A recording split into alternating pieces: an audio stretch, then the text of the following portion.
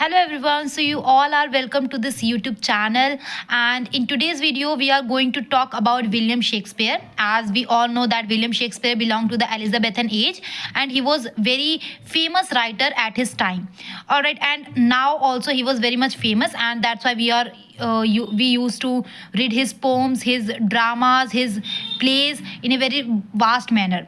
All right, सो William Shakespeare की हम इस वीडियो में बायोग्राफिकल इन्फॉर्मेशन प्लस उनके करियर में उन्होंने जो जो सोनेट्स जो प्लेज लिखे थे वो सब हम इस वीडियो सीरीज में हम जानने वाले हैं. All right, so let's see. So William Shakespeare was an English poet, a play right and an actor. He was also known as Bard of Avon and the English poet or the national poet of England, and so many other उपाधियाँ उनको दी गई थी. And he was born on 23rd April 1564 in Stratford upon Avon. और जो 23rd April है वहाँ पर in England it was also the day for Saint George's Day, and it was his also recognition, and he was also died in 23rd April on 23rd April but in 1616.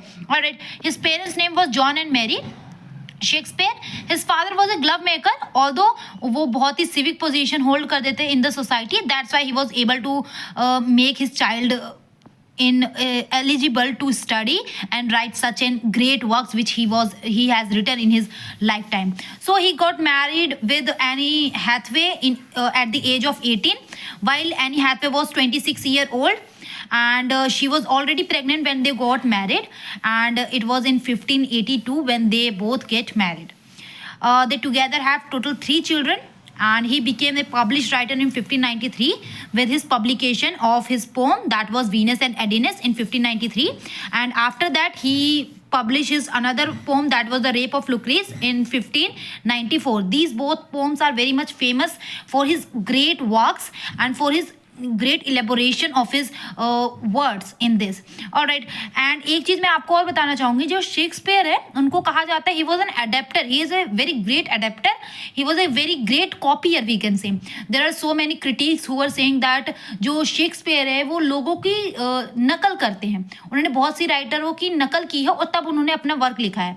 Although हम कह सकते हैं, जैसे कि हमने Aristotle के बारे में पढ़ा, एरिस्टोटल ने ऑल्दो कहा है कि किसी भी चीज़ की imitation is not just an imitation and the copying thing. It was totally different from that.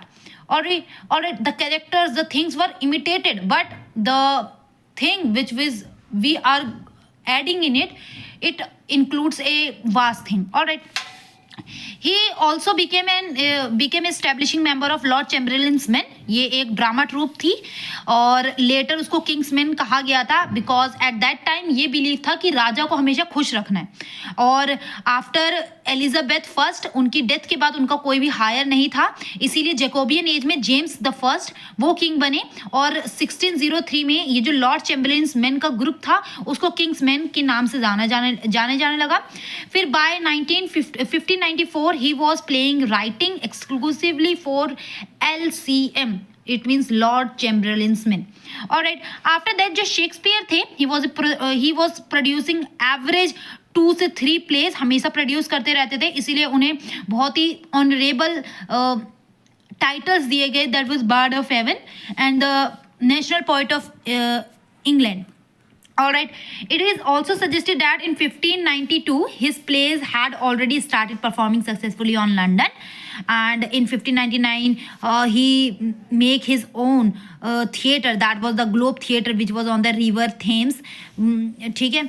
And जैसे कि मैंने आपको बताया कि Robert Greene and there are so many other critics although who said that he was just a copier and his writings were just an imitation of others.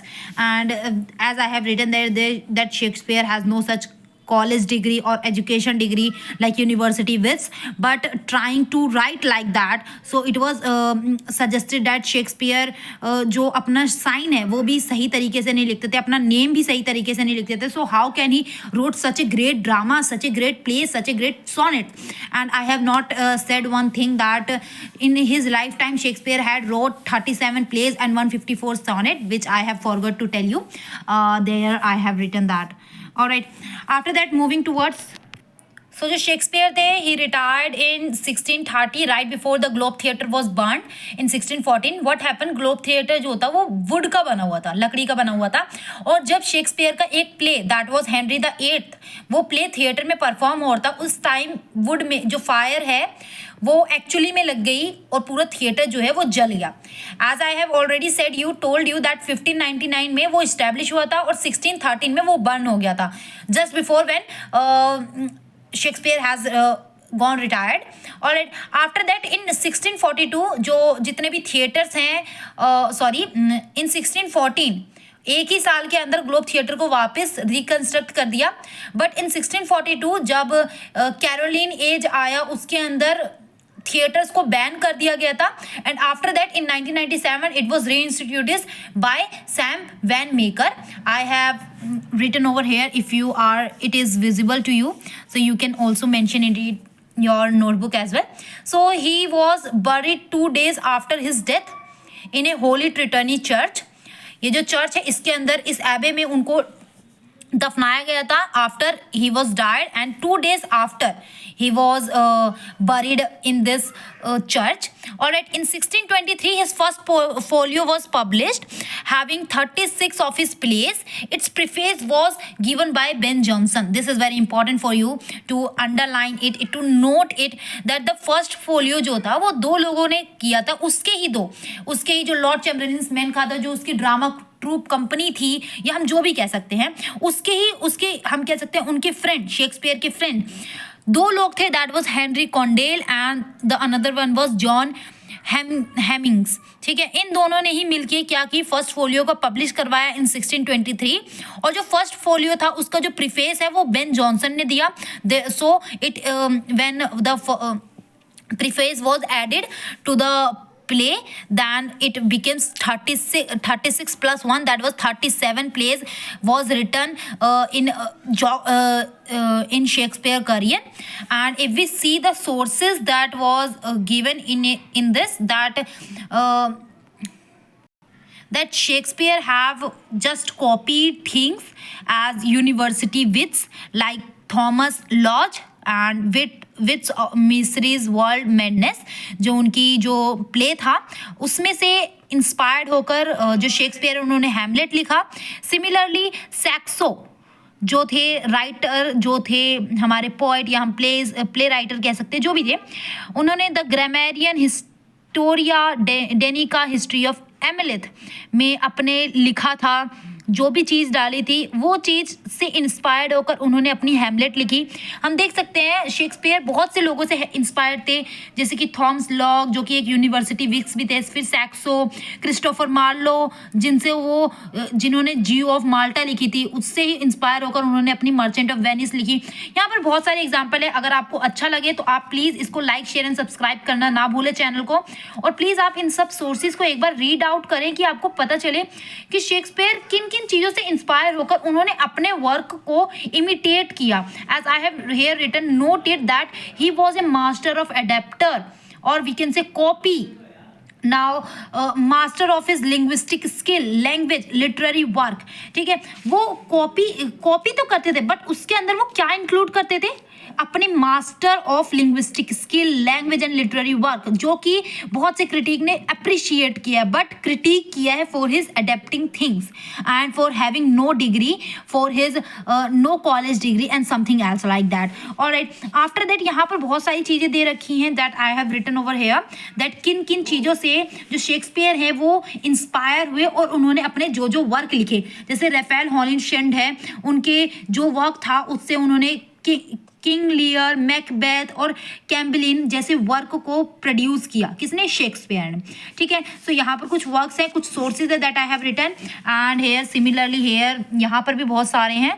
ठीक है, आप इसको अपनी कॉपी में नोट डाउन कर सकते हैं. अब इनके लिटरेरी फेज पे आते हैं शेक्सपियर के. ठीक है, तो शेक्सपियर का लिटरेरी फेज टोटल 4 फेज में है, डिवाइडेड है. जो फर्स्ट फेज है वो 1580 से 1590 तक चला, जिसके अंदर उन्होंने पोम्स लिखी, जिसके अंदर 26 सोनेट्स लिखे प्लस 7 प्लेज लिखी.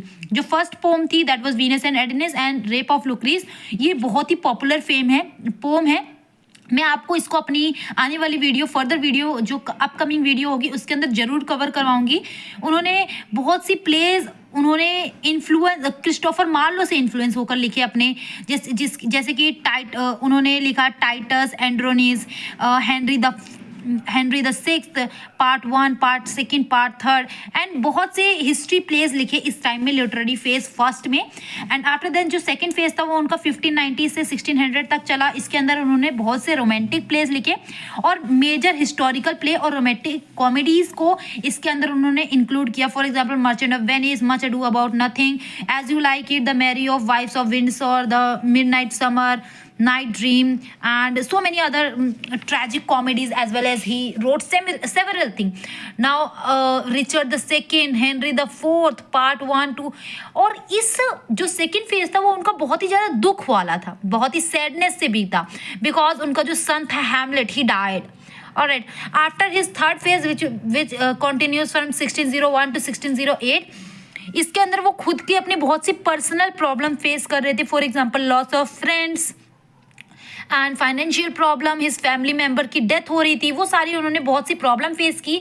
That's why he wrote several tragedies and several tragic comedies in this phase, in his third phase of literary section. Now tone जो थी इस टाइम पे वो बहुत ही ज़्यादा डार्क थी, हम कह सकते हैं। इन्होंने इस टाइम पीरियड पे जो थर्ड फेज था उनका, इस टाइम पीरियड पे उन्होंने बहुत सी ट्रेजिडीज लिखी और इन ट्रेजिडीज का मेन थीम था sadness. Alright, the tragedy of the life, for example Hamlet, Othello, King Lear, Macbeth, Antony and Cleopatra and Coriolanus। अब ये जितने भी प्लेज हैं, आप ये जो Hamlet, Othello, King Lear, Macbeth है, ये बहुत ही इंपॉर्टेंट 4 प्लेज है जो हर एग्जाम में, आपके सभी एग्जाम में पूछा जाता है। ठीक है, so it is very important to remember this point. Alright, in 1601 to 1604 dark comedies कहा जाता है, जैसे as all's well that ends well and measure for measure। ठीक है, ये जो 2 प्ले थे वो डार्क कॉमेडीज़ की कैटेगरीज में आते हैं, बिकॉज इसके अंदर उन्होंने अपना बहुत ही हार्श सैडनेस, हार्श मेलोकनी को डिस्क्राइब किया है। जो फोर्थ फेज है वो 1608 से 1616 तक चलता है। इसके अंदर उनके लास्ट प्लेस थे जैसे कि Cymbeline, the winter's tale, Pericles and the Tempest.